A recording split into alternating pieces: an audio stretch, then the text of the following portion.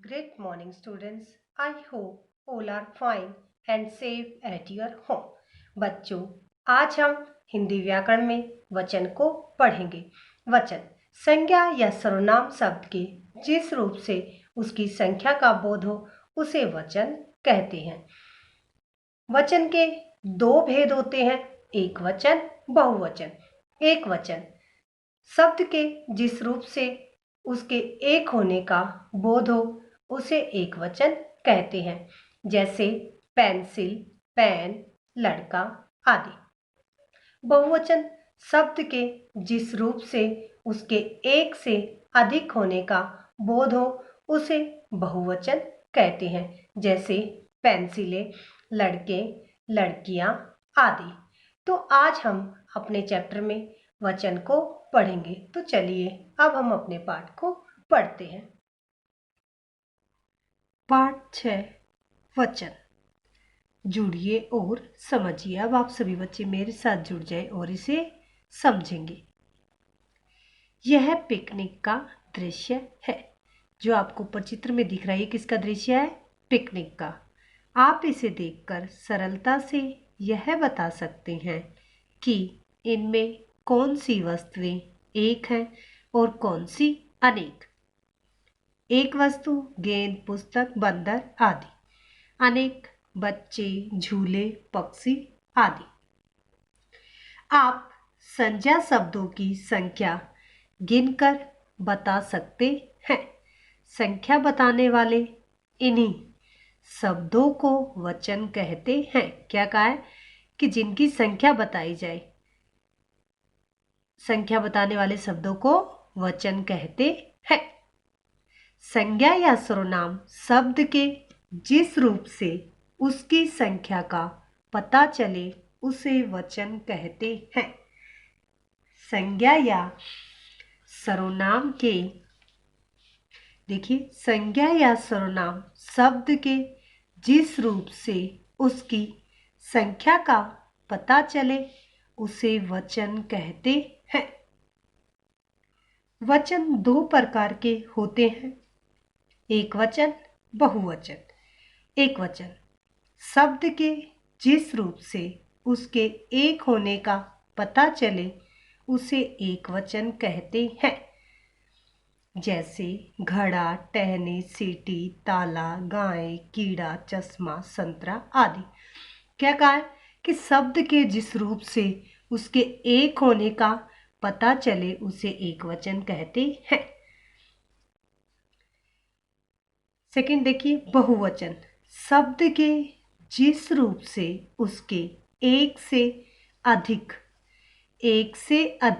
होने का पता चले उसे बहुवचन कहते हैं, जैसे घड़े, टहनियाँ, सीटियाँ, ताले, गाय, कीड़े, चश्मे, संतरे आदि। देखिए, वचन दो प्रकार के होते हैं, एक वचन, बहुवचन। एक वचन शब्द के जिस रूप से उसके एक होने का पता चले उसे एक वचन कहते हैं, जैसे बहन, माला। कितनी माला? ये एक। ओके, आगे देखिए। सेकंड है बहुवचन शब्द के जिस रूप से उसके एक से अधिक होने का पता चले उसे बहुवचन कहते हैं, जैसे बहनें, मालाएं। अब ये कितनी मालाएं हैं? एक, दो, तीन। कितनी मालाएं हैं? तीन। अब हमें इनकी एक से अधिक होने की संख्या का पता चला ना, तो ये क्या है? बहुवचन। अब आगे देखिए, इसके कुछ नियम है। द्रव्यवाचक, समुदायवाचक तथा भाववाचक संज्ञा का प्रयोग सदा एक वचन के रूप में होता है, जैसे जनता हाहाकार कर उठी। सेकंड पॉइंट है, आदर देने के लिए बहुवचन का प्रयोग किया जाता है। जैसे हम अपने बड़े को आदर के लिए क्या बोलते हैं? आप आइए, आप यहाँ बैठिए। ओके। सदा बहुवचन शब्द जो हमेशा बहुवचन के रूप में प्रयोग किए जाते हैं, आंसू, दर्शन, हस्ताक्षर, प्राण आदि। सदा एक वचन शब्द जो एक वचन के रूप में प्रयोग होते हैं, जैसे बारिश, पानी, दूध, जनता आदि। नेक्स्ट हमारा पॉइंट, संज्ञा या सर्वनाम का वचन बदलने से क्रिया का रूप भी बदलता है। ओके, आगे देखिए। अब संज्ञा के अतिरिक्त सर्वनाम शब्दों के भी वचन बदलते हैं। द्रव्यवाचक, समुदायवाचक तथा भाववाचक संज्ञा का प्रयोग सदा एक वचन के रूप में होता है। जैसे जनता हाहाकार कर उठी, दूध पीना सेहत के लिए अच्छा है, माँ की ममता उमड़ पड़ी। आदर देने के लिए बहुवचन का प्रयोग किया जाता है। जैसे आप बैठे जाइए, मामा जी आए हैं। कुछ शब्द सदा बहुवचन के रूप में प्रयोग किए जाते हैं। आंसू, दर्शन, हस्ताक्षर, प्राण आदि। कुछ शब्द सदा एक वचन के रूप में प्रयोग किए जाते हैं। जैसे बारिश, पानी, दूध, जनता आदि। संज्ञा या सर्वनाम शब्दों के वचन बदलने पर क्रिया का रूप भी बदल जाता है। जैसे मेज पर पुस्तक रखी है, मेज पर पुस्तकें रखी हैं। ओके।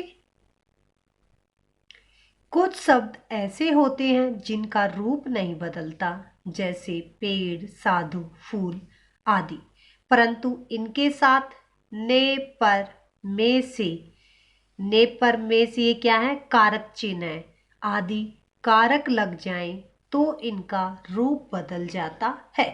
जैसे पेड़ हवा से हिल रहा है, पेड़ हवा से हिल रहे हैं। रहा से क्या हो गया, रहे हैं। हवा ने पेड़ों को हिलाया। दोनों वाक्यों में पेड़ शब्द समान है।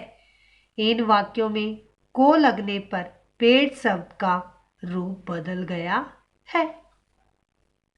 आओ दोहराएं। अब हम दोहराएंगे कि हमने पाठ में क्या पढ़ा है। वचन संख्या बताता है। सेकंड पॉइंट, वचन दो प्रकार के होते हैं, एक वचन तथा बहुवचन।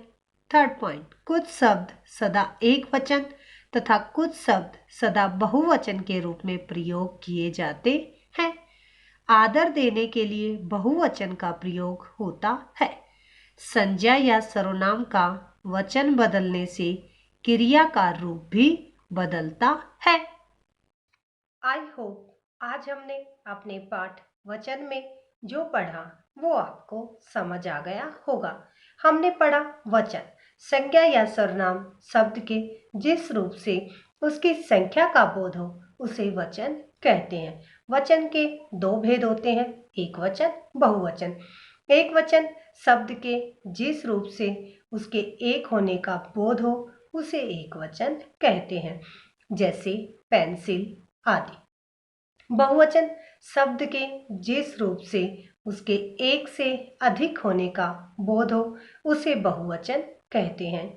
इसके बाद इसके कुछ नियम हैं। संज्ञा और सर्वनाम के जब वचन बदले जाते हैं तो उनकी क्रिया भी बदल जाती है।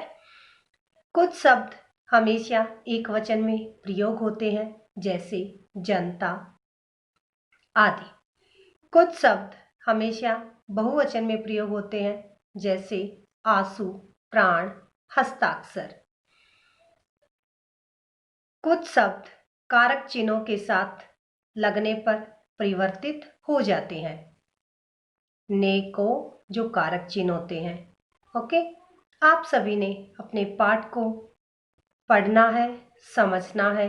धन्यवाद। आपका दिन शुभ हो।